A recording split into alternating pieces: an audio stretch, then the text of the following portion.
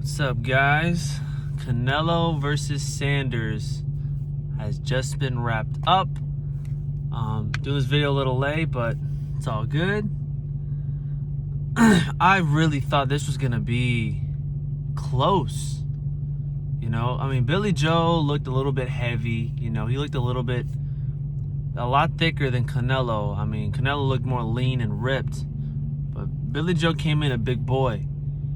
And he couldn't really be very effective. He couldn't really land his punches. I mean, he had a decent jab. I mean, again, with Canelo's defense, I mean, Canelo rarely got hit. Maybe a few jabs here and there, a few body punches. But man, Canelo is just improving that he's the pound for pound number one. Man walked through Callum Smith. Avni Yildirim wasn't even a contest. He broke Billy Joe Saunders' orbital bone with a clean uppercut. Just with that sequence with Billy Joe throwing a lead left hook, right? It was either a lead left hook or a right hook. But when Billy Joe was doing it, he was leaning down, and then he winded up with the left hook. I mean, you could see that from a mile away. I mean, especially if you're Canelo, who's fought welterweight, who's fought 147, who's fought, very lighter. He's fighting 168 Canelo. He's fought guys that have been 154, 147. So Canelo has fought faster fighters. And when you see a big boy like Billy Joe, who's probably weighing about 175 plus in there, throwing a lead left hook that's so far away, and all Canelo had to do was slip it and throw an uppercut that literally Billy Joe went right at it. He went right to the uppercut because he threw the left hook and then dodged his head to not get countered. But where he failed is he just went right into Canelo's uppercut. Like, Billy Joe was leaning down when he got hit, and it was just the perfect punch. It was literally the perfect punch that Canelo could have thrown. In the 8th round, Canelo started to warm up. He started throwing more punches, started landing more punches, body punches, and he was getting the crowd involved. Like, Canelo is a machine, dude. He's a machine. Callum Smith went the whole 12 rounds, and that's saying a lot now with Canelo. Like, Avni Yildirim was done the 2nd and 3rd round. Billy Joe was done after the 8th. He broke his orbital bone. Now the last boy up is really Caleb Plant. And Caleb Plant's a good fighter, man. I follow that guy on Instagram. I mean, that dude's been through some shit. Let me tell you guys, like, man lost his mom at a young age who had a drug addiction. He lost his daughter as well. When his daughter was born, she was born very sick, very ill. And the baby wasn't even 2 years old. And Caleb Plant lost a kid. So, man, this guy, Caleb Plant, has been through some shit. I think he's from Ohio or Georgia. Or I need to look that up. But he's an American, 21-0. I think 12 knockouts. Like, I don't want to say he's gonna get his ass whooped, but he's probably gonna get his ass whooped. I think, honestly, I thought Billy Joe Saunders was a bit better than Caleb Plant. Caleb Plant's fought some guys where they've kind of given him some trouble. They caught him with some clean punches, but I mean, it's boxing, you're gonna get hit. You're gonna get hit eventually. But honestly, I see Canelo whooping him. But Caleb Plant's a good dude, man. He's a good fighter. He's been through some shit, so it's not gonna be no cakewalk with Caleb Plant. So that's going to be the next one. He also said Canelo was open to fighting Triple G for a 3rd time, but Triple G's 37, 38. If it's a good time to fight Triple G, it's really right now. I believe Canelo lost the first fight. Was not a draw. Canelo lost that fight, the first one. Second one was close, arguably, with Canelo. The 3rd one, I expect Canelo to not dominate, but really just show that he's better. Triple G's older. His chin is probably not going to be as effective. His chin won't be as durable, because excuse me, Canelo's barely 30, barely 31, and he's beating these champions like it's nothing. Like, he's walking through these guys. Billy Joe is undefeated and whooped his ass, and now Caleb Plant about to get his ass. So after that, he's a beast at a middleweight, 168. I think there's some guy who has a WBA like interim belt. I think his name is David Morrell. I mean, I guess Canelo will fight him to defend the WBA belt. But the way boxing has it, what's so annoying with the boxing belts and the UFC belts, like with UFC, you have the main undisputed belt, right? And then you got some interim belts. Like sometimes you might have interim champion in that division.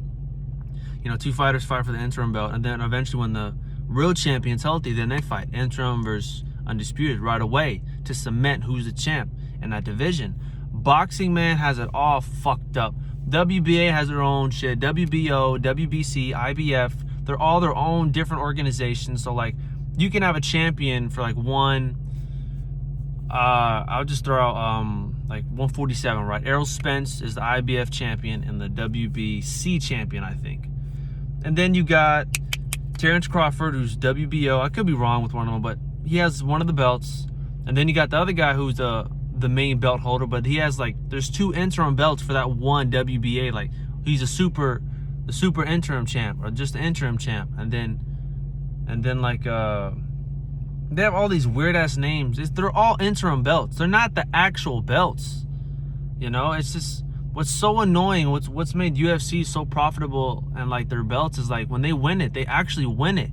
It's undisputed. There's no one else. Boxing has 4 different belts, but the least you could do is unify all 4 of them belts. You have a champion here, WBO, who has no interim belt holders. Then you got a WBA champion, but there's 3-4 other guys that have a WBA belt for that division. And it's just like, these belts don't mean shit in boxing. It's really hard to really, like, oh, he's the WBA champion. No. Like, it's hard to give credit where credit is due, and there's 4 other guys who have that belt. So it's just like, you got fake champions walking around here, and you got Canelo smoking everybody. So to cut it all down, Canelo would probably fight Caleb Plant, dominate him. He could defend all his belts, the WBA against David Morrell. Obviously, Canelo whooped that ass. And then he could fight Triple G for a 3rd time. Canelo should win it. I don't see anybody beating Canelo. It's that simple. Demetrius, Andre try to interrupt his press conference. But what we got to talk about? Canelo's the dog. Canelo's the king. Canelo's the king of boxing, man. Like, everyone in the 174 pound division, 168, 160, 154. I doubt he'll fight at 154. Like 160 to 174, Canelo over everybody. Simple. I mean, I mentioned like a while back Errol Spence versus Canelo, but let's be honest, Canelo whoop his ass. Canelo's 168 right now.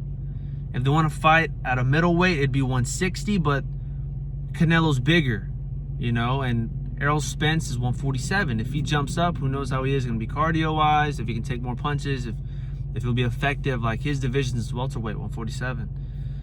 And Canelo's is 168. So they're not going to fight. So there's really no one else to make. You can make one of the Charlo brothers. That'll be fun. That'll be cool. I would love to see that. I think Canelo will pull it off. But I'll definitely rep Houston against Canelo with them Charlo brothers. But, hey, we'll see, man. Let's take it a fight at a time.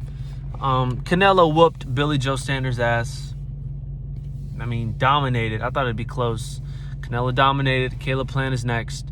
We all know what's going to happen there. And he's the beast, man. He's the top dog.